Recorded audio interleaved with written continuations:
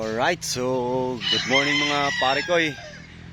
Ito pala si parikoy ninyo na nandito, nagbablog. Actually, ito yung first episode ko na mula nung lumipat ako dito mga parikoy. So, papakita ko sa inyo yung improvement ng ating manukan at ikukwento ko rin sa inyo kung saan ako nagsimula mga parikoy. So, ayun, nakikita nyo, nakatayo ako dito ngayon. Actually, ito yung manukan ko mga parikoy. Kakalipat ko lang dito. Way back 1 month ago o siguro magto 2 months na rin siguro, at galing ako sa Bulacan. So may tanong yung mga pare ko, ako dati ay isang backyard lang din. So nandito ako ngayon, actually naglilinis kami dito, ongoing pa rin yung development namin na paglilinis kasi araw-araw namin itong ginagawa since bago kami dito. So kailangan namin magpursiging maglinis para sa ating mga alagang mga manok mga pare ko, kasi mahirap kapag marumi. At kung marumi din, masagwang tignan. So at least yung natin, mga alaga natin ay nasa magandang lagayan o kondisyon. So ayun mga pare ko, pinakita ko sa inyo. Actually, welcome kayo sa first episode ko. Ito yung lugar ko. Ayan, mapapansin nyo, maganda kasi malilim, may mga puno.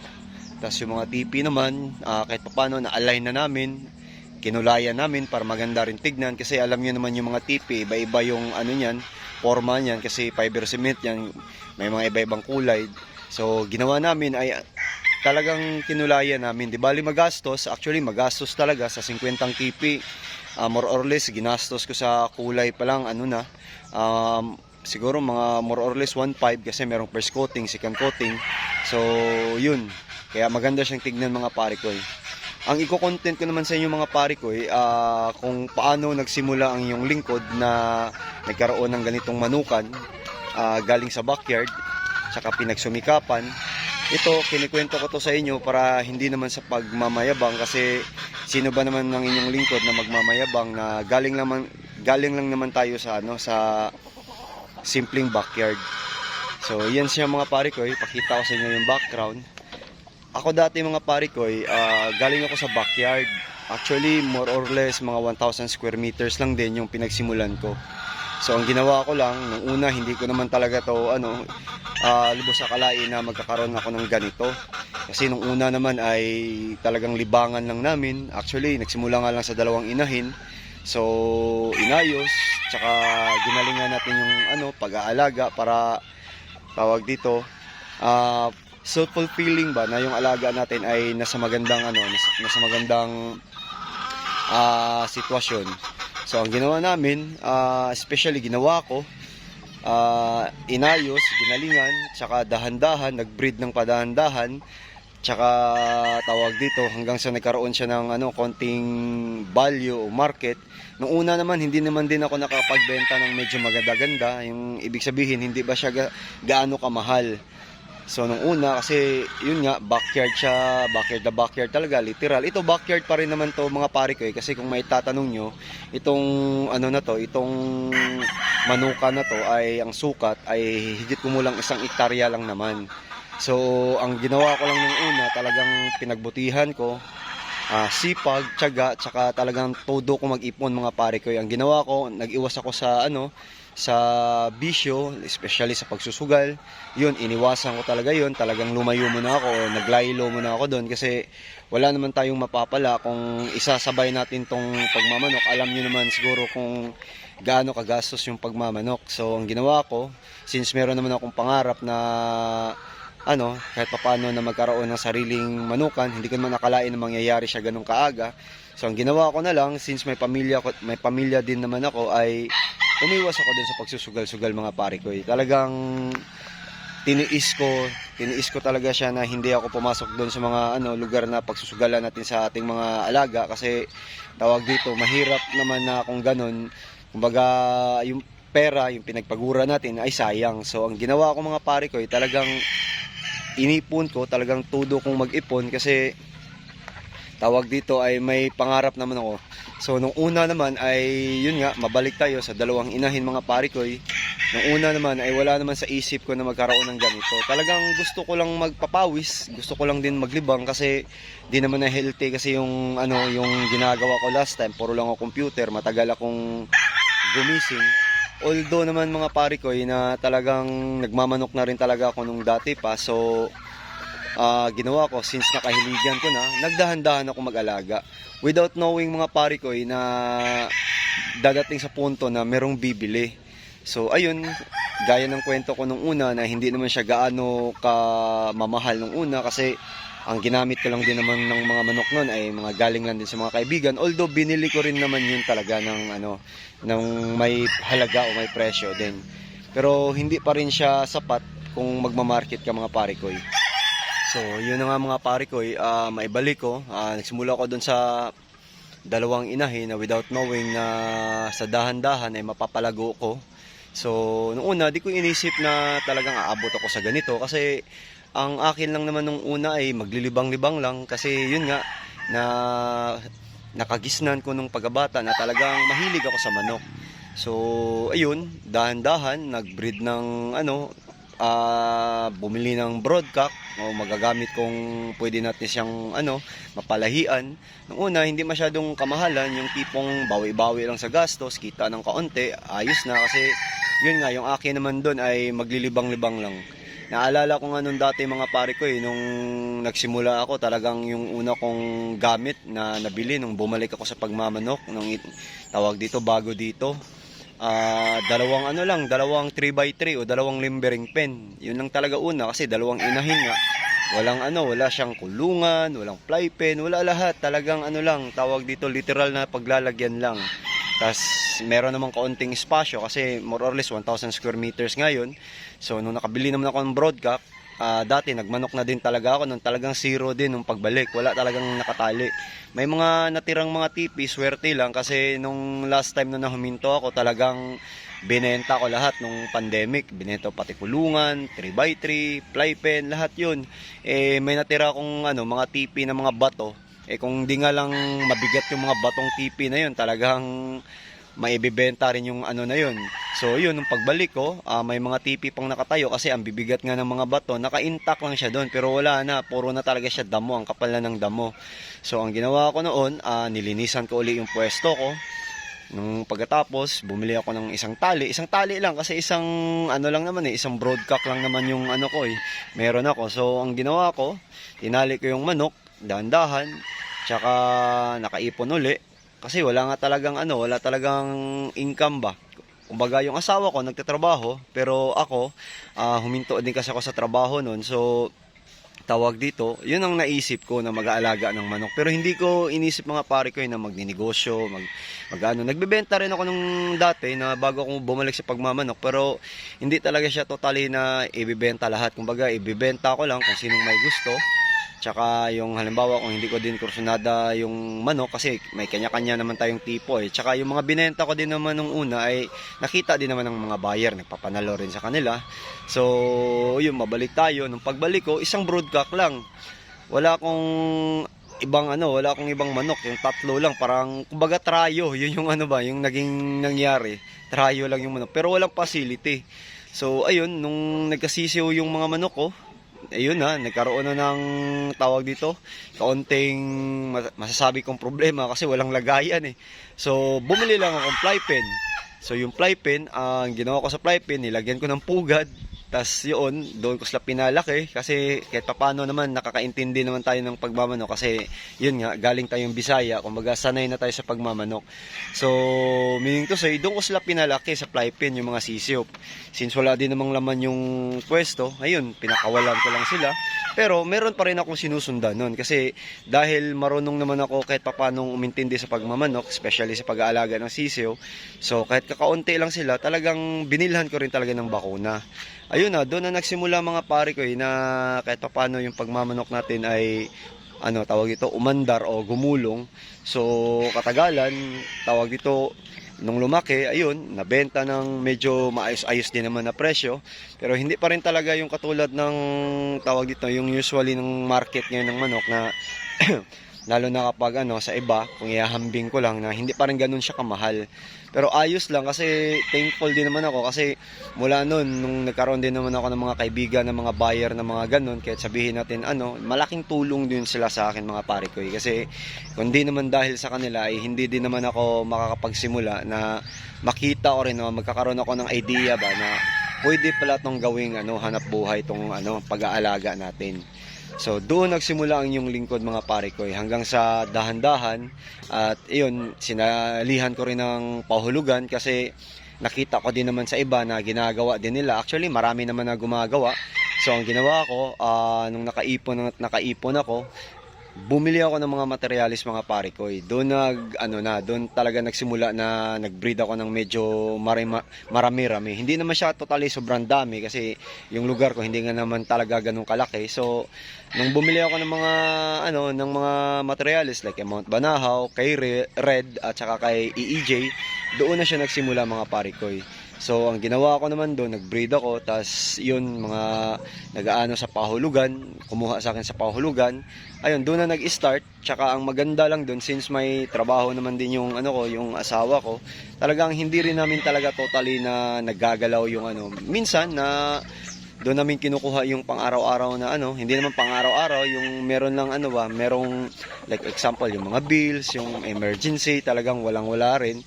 So yun yung dinidukot namin.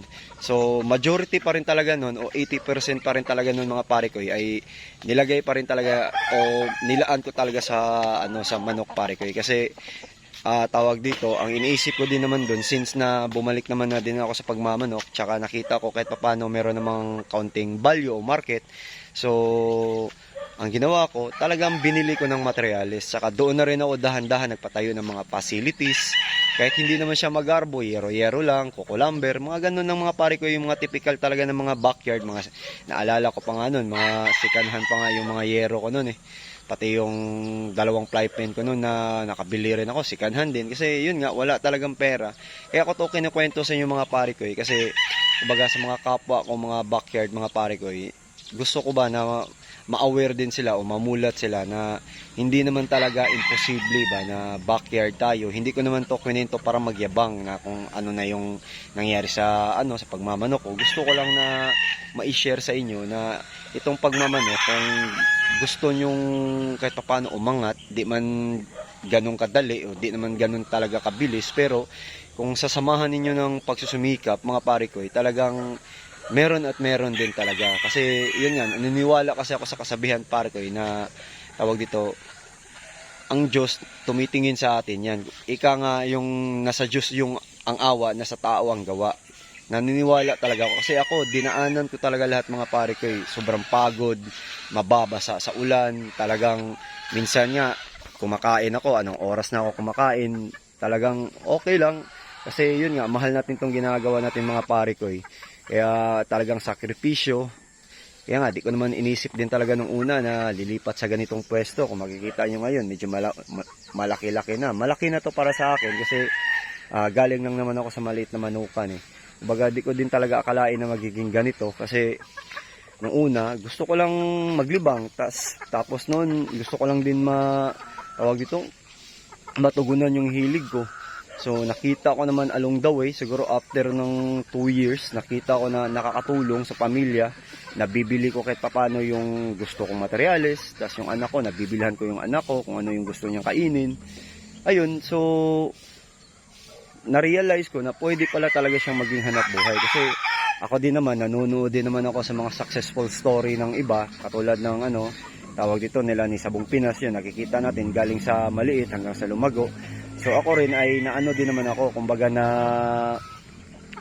na-inspired kung ano yung mga achievement nila ba. So ang ginawa ko na lang din naman sa akin, tinutukan ko na lang din tong pagmamano kasi since wala din naman akong ibang hanap buhay, kaya ako pinasok na lang din yung ganitong buhay para makatulong sa pamilya. Sana ganun din kayo mga pare ko kasi kung nagawa ko nga tong mga ganitong bagay na nakalipat sa manukan, alam ko na kaya rin naman tong gawin sa iba kasi ako naman ay hindi naman ako katulad ng iba na napakagaling magmanok. So ang ginawa ko lang, nakakaintindi ako, oo, kasi tawag dito matagal na mula sa pool pagkabata, talagang nakagisnan ko na doon sa amin sa Bisaya, talagang puro manok lang din. Kasi kung may tatanong nyo, ano rin ako sa pag-aaral eh. Kumbaga, di rin ako seryoso nun. Puro lang din pagmamanok talaga yung inaatupag ko nung that time. So ngayon ay yun, kahit papano naman, nakapag-aral naman. Kaya din ako nakapagtrabaho. Actually, dati akong call center agent mga pare ko eh. So, yung asawa ko, ganun din, call center agent. So, kahit papano, hindi naman mahirap yung ano namin, buhay namin. So, yun nga, ako, huminto ako sa pagtatrabaho. Ito na yung pinupokus ko mga pare ko. Ito, sinishare ko sa inyo tong story ko na ito, first episode ko to.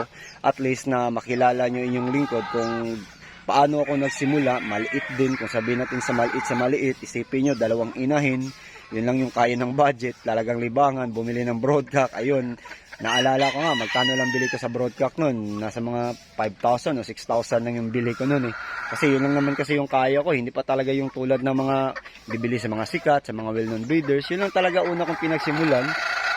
Swerte lang kasi tawag dito, yung mga offspring o anak ng trio na yun ay magaganda din naman talaga kasi lumapit ako sa mga kaibigan ko na meron din talaga mga dekalidad na mga manok o quality manok. So doon ako nagsimula mga pare ko. Ayan, kung makikita nyo mga pare ko, actually 2 lang kami dito. Naglilinis tong ano ko, kasama ko dito. Yan, kapatid ng asawa ko to. Ito yung tambayan namin mga pare ko yan. Dito kami lagi kasi malilim. Yan. Kung mapapansin nyo sa background, naglilinis siya. Oy, kaway-kaway ka naman dyan. Yan. Yan, dito na rin siya mag-aaral. Yun, nakaipon-ipon. Isipin nyo, backyard lang naman ako, pero meron din siyang share. Kasi di naman pwede na tayo lang yung kikita. Tapos tawag dito, may tao tayong tumutulong sa atin. Ako din mga pare ko, hindi ko rin iniisi. Tawag dito, hindi rin ako pa easy dito. Ako din talaga yung personal na tawag dito gumagawa, breeding, rearing, lahat. Magpapamating ng ng mga materialis natin, mamimili, pupunta sa mga kilalang manukan para bumili. Ako din yun lahat mga pare ko. Meron lang akong backup dito na tumutulong kasi di naman po pwede na magbe-breed ako tapos may mga nakatali ako na lahat. Ito naman ay medyo maluwang-luwang na, so hindi talaga kakayanin ba. Kaya kong gawin pero gagahulin sa oras. Yun yung doon, yung rason doon. Kaya meron din akong kasama na rin. Tsaka yan siya din para makapag-aral din kasi malapit lang naman yung school. Actually, tabi nitong manukan ko, school, high school. So, bagay lang naman sa kanya. So, yun mga pare ko, ipakita ko sa inyo yung paligid ko dito o yung manukan ko. Ayan, dito ako sa mga inahin. Dati wala akong fly pen. Ngayon, dami ko na ring fly pen. Masasabi kong marami kasi nasa 12 na to. Meron pa akong in-order na mga galvanize. Inaantay ko, mga fly pen din yun. Kasi papasok na kasi yung breeding. Order din ako ng mga fly pen at mga battery cage. Yan. Ito siya pare ko. Yan. Ito naman sa kabila. Dito rin yung ibang fly pen. Yan. Nakahilera to. Medyo marami-rami ito siya pare ko. Yan. So, dito na lang muna mga pare ko. Ito yung first episode ko. Sana ay i-subscribe nyo itong munti kong channel mga pare ko. Huwag kayong mag-alala. Pakita ko sa inyo kung ano yung mga tawag dito, mga technique o tips na pwede kong i-share sa mga backyard. Kasi galing ako sa maliit manukan. Alam ko na kung may mga iba din nating mga tawag dito, kapwa backyard na may kanya-kanya tayong mga tips pero meron tayong makukuha o mapupulot din para sa iba rin talaga na kung ano yung pwede nating i-apply. So, yun lang mga pare ko.